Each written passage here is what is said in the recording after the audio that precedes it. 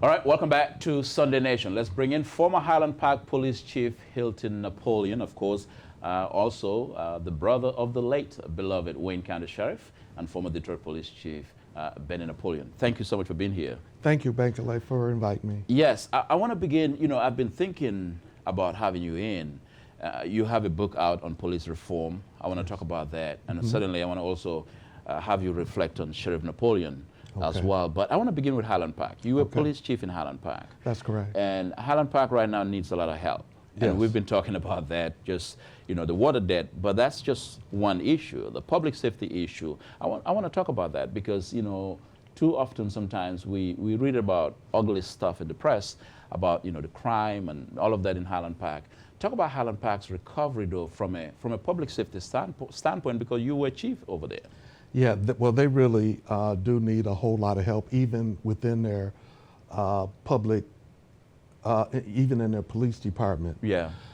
Because of their lack of resources, and what I found, while I was there, they had too many officers that had issues in other police departments that wound up in Highland Park. And so Highland Park was a dumping ground. Yes, exactly. And just to be honest with you, I had fired a couple of officers, I believe, or was in the process of doing it. I didn't get a chance to finish it because of, the COVID. Yeah. But they have issues over there, and their issues are even more magnified than some of the other police departments because they cannot really, adequately, attract police officers, good police officers there, because they don't have the resources to attract those officers. So unfortunately, just from when I was there, they had officers there, I hate to say a dumping ground, but probably should not have been there. And I was trying to change that, and while I was there, but I wasn't really long enough to do it because I do know that I was able to try to get somebody fresh out of the academy, but again, because of the resources, lack of resources they had over there, it's very, very difficult, and it's a very bad, really situation to be in. Yeah, it's and I was just thinking about that. It's because it's such a disenfranchised community and needs a lot of help and support. And I'm just curious, though, as a former police chief over there, while we're I've been on this train of demanding that the state needs to intervene and do something here.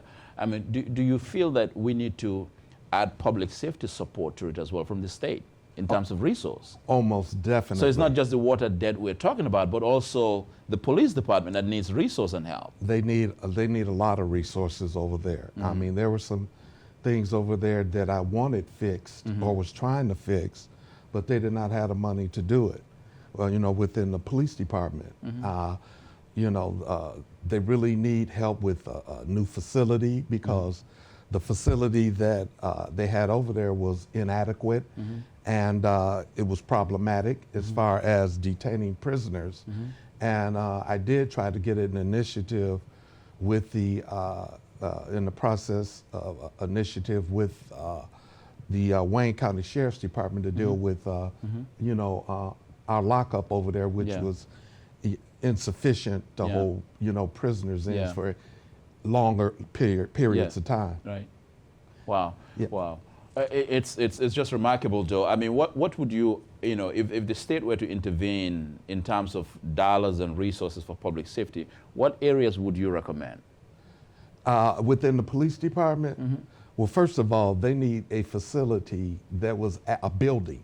Yeah. They need that if they're going to have, a police department over there because, the facility is inadequate. And that would be the first thing, because there's a lot of things that you can't do it within the department the proper way, the way that it needs to be done, because they don't have the proper facility that's in there. And so there's a lot of things, that they need within there, and those dollars they do need that help. Yeah. In Highland Park, and for that matter, you know, in some regards, as well as Inkster. Yeah, yeah, no doubt. That is true. Yes. That is true. So I want to move on to you. So you wrote a book on police reform. I want to talk about that, though, in terms of, give us the title of your book. Yes, the title of my book is A Badge, a Gun, but No God, the Problem with Policing in America. A badge, a gun, but no God. And I got a copy of the book, by the way, in my car. Hilton gave me a copy. But I want to begin police reform. I just had the state police director, Colonel Joe Gasper, on in the first segment before you came on. But I want to talk about the reform, though, as a former African-American police chief. Talk about police reform, criminal justice reform, through your own lens, though, what needs to happen? Because I mean, you were sharing with me in the green room. You've had some experiences yourself. Yes, I have. Yes. Not as a police chief, but as a black man who. Exactly. Yeah, and in regards to police reform, right. it's really incumbent upon the police chief. You have to have a really good police chief right. that want to have to do police reform. Right. But you have to be aware of the problems that the chief is going to have when you do try to reform things. Right. I was reforming things out in Inkster, and because of the things that I was trying to do, I received extreme resistance from the unions out there, and that's one of the problems when it comes down to police reform. The police chiefs are at-will employees, of course, and if you have a police chief that is strong and trying to do the right thing, they're going to have resistance, number one, from the unions and stuff, because that's what happened with me, you know, in the city of Inkster. And believe it or not, the short period of time that I was in Highland Park, I was getting resistance from the union that they had performed, that they had over there. And so when you're talking about reform, there are obstacles, to reform. Well, you know, and I think you're right. And I've talked to some other African American police chiefs as well. You're right, because, and I don't think we do a good job in the media of putting the spotlight on police unions. You know, we always put the spotlight on you guys. Yes, but we don't put the spotlight on the police unions, who normally, sometimes, no matter how bad a cop might be, maybe a rogue cop, they will still defend a rogue cop. Yep, and I talked about that, in the book. I call it acute justification syndrome. And usually, you cannot defend something that is obvious wrong. Yeah. And too many times that happened. I'm not anti-union, I'll tell you that, because I do know that you have to have unions sometimes to protect you from bad supervision and bad leadership. Unjustified firing and all of that. Right, things of that nature. So it's not like you're anti-union, but one of the things that I tried to do, even when in every department that I work in, even in Inkster and Highland Park, I did meet with the unions. The first thing I do is I get a copy of their contract, and I tell them, I'm not going to violate your contract, but you can't run the police department. And so when they overstep that bound and try to determine who get what assignments and things of that nature, then they're crossing their bounds. They should really be focused on, getting fair wages, working conditions, things of that nature, not, trying to totally run the police department and back the chief into a corner. Right, that's true. So and I put this question to the director of the state police earlier on, and that is, every police agency in the nation right now, there's a spotlight on them, whether they like it or not. Right now, whether they behave well or not, that's a whole different question. Right. But what is your take as a former black police chief, though? In the wake of George Floyd, how do you see police department? What direction should they be going, and what is your advice based on your book? Well, because and I ask the question because when we look at Memphis, it looks as if their head was in the sand when we see what happened with Tyree Nichols. Right, and George Floyd did not wake them up. Yeah, well, one of the phenomenon that I believe that is happening now in police work, Bankole, as far as trying to attract, Yeah. you know, African Americans in there. We're dealing with a different generation now. That's true. One of the things is, and I mentioned this regarding that incident in Memphis, I said, most of those police officers were born in the 90s.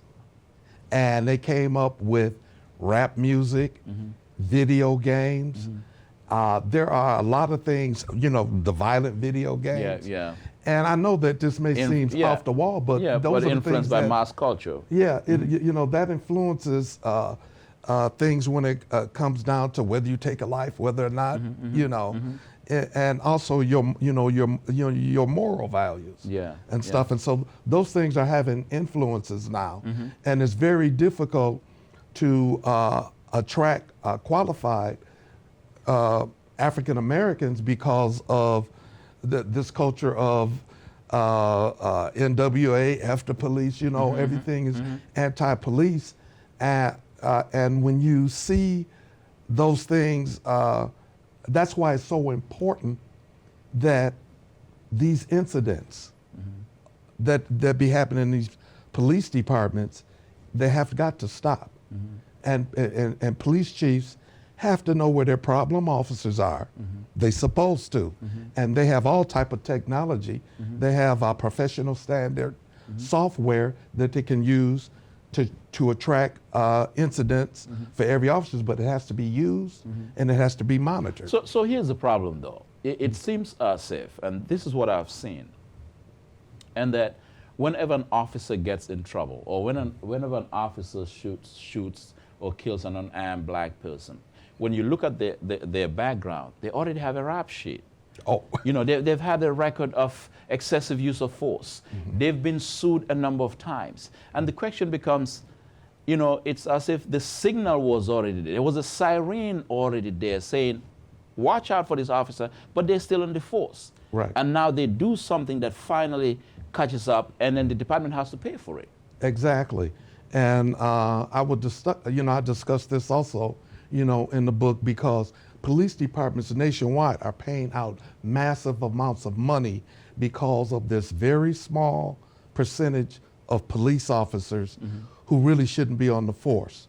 It's just a very small percentage, Bankole, but when you have incidents that happen, you know, with George Floyd and shooting Tamir Rice, a 12-year-old playing in the park, being a kid, you know, they just, you know, basically it was just an execution.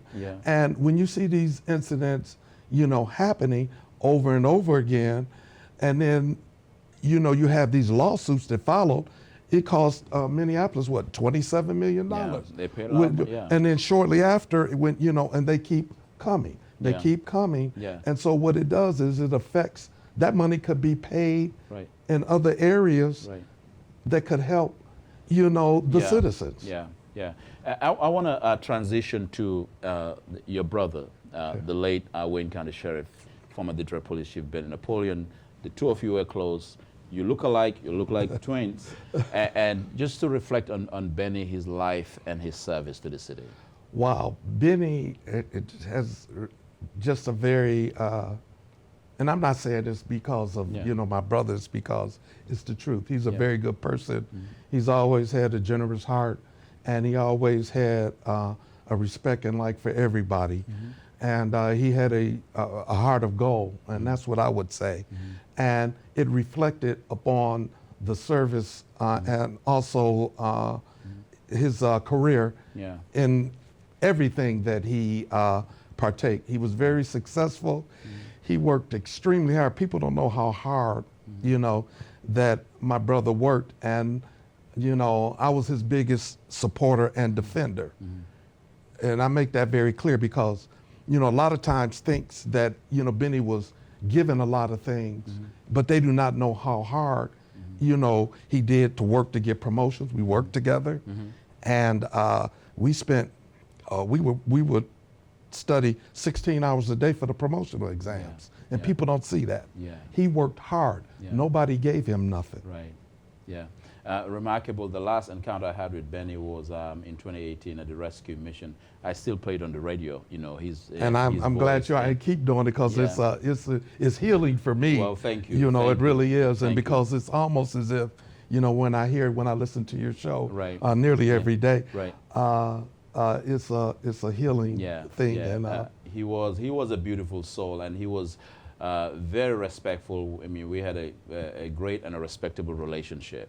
You know? he spoke very highly of you because, and I think highly of you also, Bankole, because you will speak out, and as my brother would say, truth to power. Yes. And you know, keep doing that because very few people are doing it. Yeah. You know, and you're right in the mix. Right. I was trying to get up to Grand Rapids. Right. Oh, when you were up there, I wasn't able to drive. Yeah. When that incident happened up Yeah. there. Yeah. But I most definitely was there for the verdict. Yeah. I got my wife to drive me up there Right. because I was worried that they weren't going to do anything with that. Yeah, that's true. But once they did, and they charged the officer, but Right. I really wanted to get up with you, but my wife, Right. because I had to depend on her, she had an appointment and I couldn't Right. get up there. Yeah. But I do appreciate, and everybody should appreciate what you're doing, Right. because just like you said, too many times, you know, we let our silence It's true. you know, gets in the way No doubt. of what the right thing needs to do. That's true. I'm not a politician. I don't like politics. Right. And that's why I would never get elected, because I would have to do the right thing. That is true. That is true. That is true. But we do have some few good politicians, though. Well, I know you're gonna. Yeah, we do have a few, and you're right. Yes. But you know, I want to, I want to say this. I want to add some more time to this conversation, Corey, because the late Bishop P.A. Brooks, who was a very dear friend of mine, would invite me to speak at his church. He had the utmost respect for Sheriff Napoleon, for your brother, and he loved Benny. Yes. You know, well, a lot of the guys. He taught the world of him. He taught the world of Benny Napoleon. He sure, and I know that Benny had that effect on pretty much all of the ministers. Benny was Bishop Brooks's favorite in law enforcement. Benny was his favorite. Well, one of the things about he spoke with him glowingly. Yes, because my brother tried to be accommodating to everybody, and he very rarely, if he told you no, it means that he really couldn't do it. Yeah. No, but I mean, I think the other thing about Benny Napoleon is that he was a very respectable person. He respected people, even when he disagreed with you. I mean, he was just respectable, and that's very important. He was a professional to the core. He was, and because we were taught that way. Yeah. We have to respect other people's opinion. That's true. And you can disagree, but you can respectfully disagree. That is true. And stuff. There's it's easy to yell back and forth at each other. That's true. But you get more with respectful communication. Right. Well, I ran into him as we end up this interview. I ran into Benny at Cobo Hall, and he looked at me, he smiled, he said, "I'm reading and I'm listening." Oh yeah, but that's my brother. I mean, Yeah, that's what he said. So because he would never get mad, but because a lot of times you have to look at other perspectives. Oh, that's totally. Because there, a lot of times, I get in arguments sometimes with people, would say some things about which I said, was it the truth? Exactly. That's true. I said, I mean, don't get mad, because you have a passion. That's true. And when you have a passion about something, and I have the same thing That's too. True. Yeah. I do have a passion, Right. and sometimes I have to, pull back. Yeah. But one thing is he telling the truth? That is true. And that's the first thing I ask. That's true. Don't worry about the delivery. That's true. Worry about the content. That is true. Not the message, not so much the messenger. That's right. Yeah. Well, thank you so much for being here, Hilton. Well, thank you, and it's a pleasure. We got to have you back when we do some law enforcement analysis, because I just feel very strongly that we need to be able to get the voices of African-American police chiefs into some of these conversations, because that's also how we play chess, not checkers. You got that right, because it's so important, Bankole, and I want to get this point across. Right. Once, a lot of these African-American police chiefs, they get their positions. Just like, for instance, the young lady that went from Detroit to Dallas. Yeah. I knew that she was going to be in trouble going there and that she was going to be attacked. And it was her first police job, and she was attacked, you know, from within. And so, like you said, African police chiefs, the police chief before me was attacked. And so that's something that, I'm talking about in Inkster, he was attacked. And the one before him, you know, from the unions and stuff. And so this is something that should be discussed when African police chiefs are if they do happen to get a job in these communities. And African American police chiefs must also be committed to doing the right thing. Oh, they have to do the right thing, because you know I came up through the civil rights movement. You know, I remember I heard Martin Luther King give his "I Have a Dream" speech down there at Cobo. I was with my father. And that was the amazing thing. I was only, at that time, I think I was 10 years old or 12 years old when he gave that speech the first time. But I did not understand what was going on. But the most thing that I remember about that, his voice went through my entire body.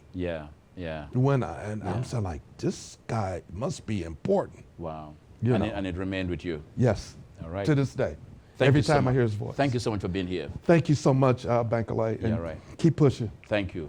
Hilton Napoleon, former police chief in the city of Highland Park, and of course also in the city of Inkster, and of course the brother of the late beloved Detroiter, the late Wayne County Sheriff, former Detroit Police Chief Benny Napoleon. When we come back, more tribute here on the late Harry Belafonte, an elder statesman of the civil rights movement, and I call him a black prince of our humanity and one of the best gifts given to our civilization. We'll be right back with more on Sunday Nation.